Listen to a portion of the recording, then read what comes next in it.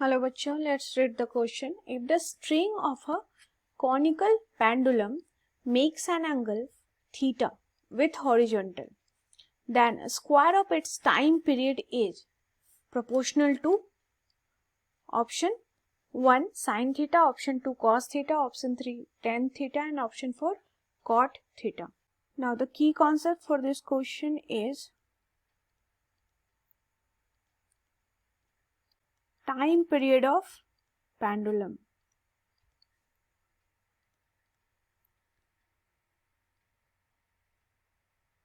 Pendulum का free body diagram draw करना है, वहां से टाइम पीरियड की वैल्यू आपको फाइंड करनी है. नाउ डायग्राम से देखते हैं हम. सबसे पहले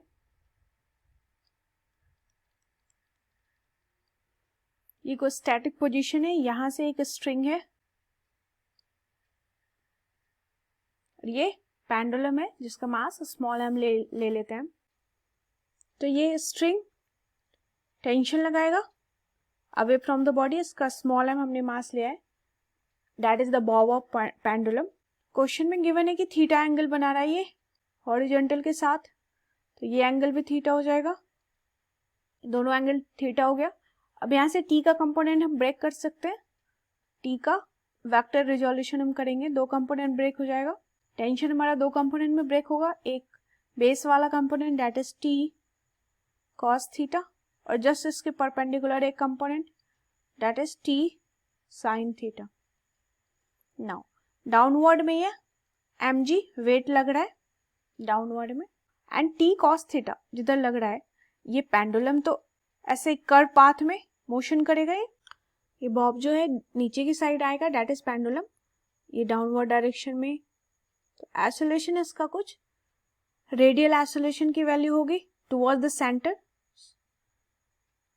तो that is AC, that is the radial acceleration. Now अब हम इक्विलिब्रियम पर देखेंगे नेट फोर्स. तो की कॉन्सेप्ट में हम ये भी देख सकते हैं कि एट इक्विलिब्रियम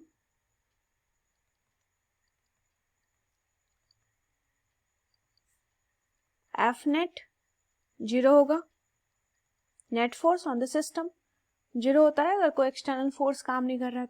तो हम देख लेते हैं पेंडुलम के लिए इक्विलिब्रियम में, अगर इसका पोजीशन स्टैटिक है यहाँ पर स्मॉल एम, तो अपवर्ड में जितना फोर्स लग रहा है उतना ही डाउनवर्ड में लग रहा है. अपवर्ड एंड डाउनवर्ड एक दूसरे को बैलेंस किए, तो हम लिख सकते हैं कि एट इक्विलिब्रियम स्मॉल एम हमारा इक्विलिब्रियम में है, तो अपवर्ड में जो फोर्स लग रहा है that is T sine theta, इसको बैलेंस किए हुए वेट दैट इज mg. तो एक इक्वेशन हमारा ये हो गया. नाउ एक और कंपोनेंट है हमारा, आप हॉरिजॉन्टल कंपोनेंट देख रहे हैं, ये तो वर्टिकल था, तो हॉरिजॉन्टल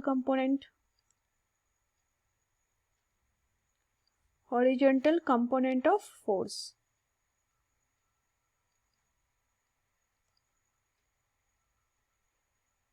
के लिए देख रहे हैं that is T cos theta. तो हॉरिजॉन्टल कंपोनेंट ऑफ फोर्स में टी कॉस थीटा इसको बैलेंस किए हुए that is mb square by r, that is the centripetal force toward the centre. तो हमारे पास दो इक्वेशन आ गया है, इस दोनों को सॉल्व कर लेंगे. देन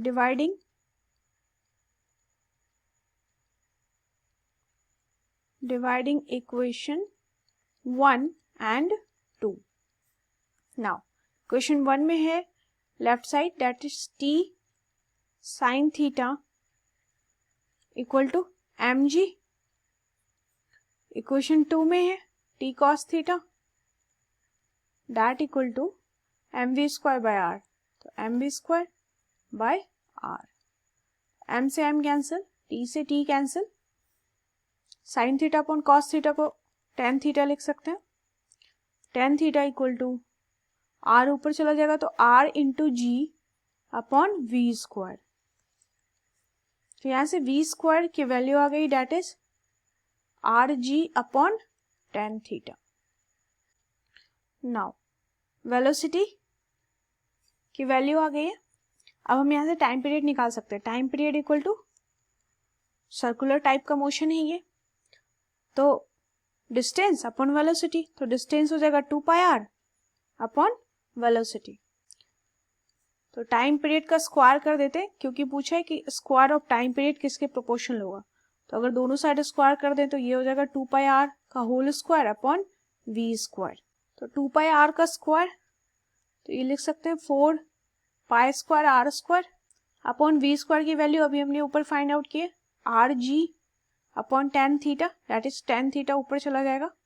तो यहाँ से एक आर से एक आर कैंसिल, तो टी स्क्वायर की जो वैल्यू है, बाकी ये 4π स्क्वायर डिवाइड बाई जी, ये तो कांस्टेंट है, ठीक है। तो टी स्क्वायर की वैल्यू डायरेक्टली प्रोपोर्शनल आ गई यहाँ से r इंटू टेन थीटा के। तो r की वैल्यू को रिप्लेस करना होगा। अब हम देख सकते हैं डायग्राम से r की वैल्यू क्या है। अगर हम डायग्राम से r की वैल्यू फाइंड आउट करना चाहें तो यहाँ से एक परपेंडिकुलर डिस्टेंस ड्रॉ करेंगे, ये राइट एंगल ट्रायंगल हो गया। नाउ स्ट्रिंग का लेंथ हम l ले लेते हैं, क्योंकि ये फिक्स ही रहेगा, ये चेंज नहीं होगा। तो यहाँ से तो cos थीटा की वैल्यू ले लेंगे, बेस वाला कंपोनेंट है r हमारा, तो r की वैल्यू हो जाएगी डायग्राम से, that is r equal to l into cos theta. Cos theta की वैल्यू हो जाएगी r बाय l, तो r को लिख सकते हैं l cos थीटा।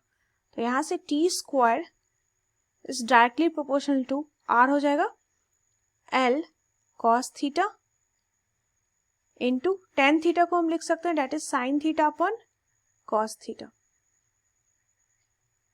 तो यहाँ से कॉस थीटा कैंसिल, और l भी तो प्रोपोर्शनलिटी के साथ चला जाएगा, क्योंकि l हमारा लेंथ ऑफ स्ट्रिंग है और लेंथ ऑफ स्ट्रिंग भी तो फिक्स है, ठीक है, ये भी कांस्टेंट वैल्यू है, तो ये प्रोपोर्शनलिटी के साथ चला जाएगा। तो T square is directly proportional to sine theta, इस इक्वेशन से देख सकते हैं, that is T square is directly proportional to sine theta, यानी कि square of the time period of pendulum sine theta के डायरेक्टली प्रोपोर्शनल है। ऑप्शन में देख लेते हैं, option 1 is the correct answer. Answer हो गया हमारा ऑप्शन 1। इस क्वेश्चन में की कॉन्सेप्ट हमने देखा है कि time period of pendulum find out करेंगे। सबसे पहले फ्री बॉडी डायग्राम ड्रॉ करेंगे हम, उसमें एफ नेट की वैल्यू हम 0 कर देंगे। तो सबसे पहले हम वर्टिकल डायरेक्शन में देखेंगे एफ नेट, तो जितना अपवर्ड में उतना ही डाउनवर्ड में। तो अपवर्ड में है टी साइन थीटा, डाउनवर्ड में एम जी, दोनों को इक्वल कर दिया, एक इक्वेशन बन गया है। सेकेंड इक्वेशन बनाएंगे जितना हॉरिजेंटल डायरेक्शन में जो फोर्स है उसकी वैल्यू को इक्वेट करके। नाउ दोनों इक्वेशन से हम v स्क्वायर की वैल्यू फाइंड आउट कर लेंगे। तो यहाँ से हमारा जो आंसर आएगा वो आएगा कि t जो है टाइम पीरियड वो डायरेक्टली प्रोपोर्शनल है साइन थीटा के। तो ऑप्शन 1 करेक्ट है। I hope you understood it well. Best of luck.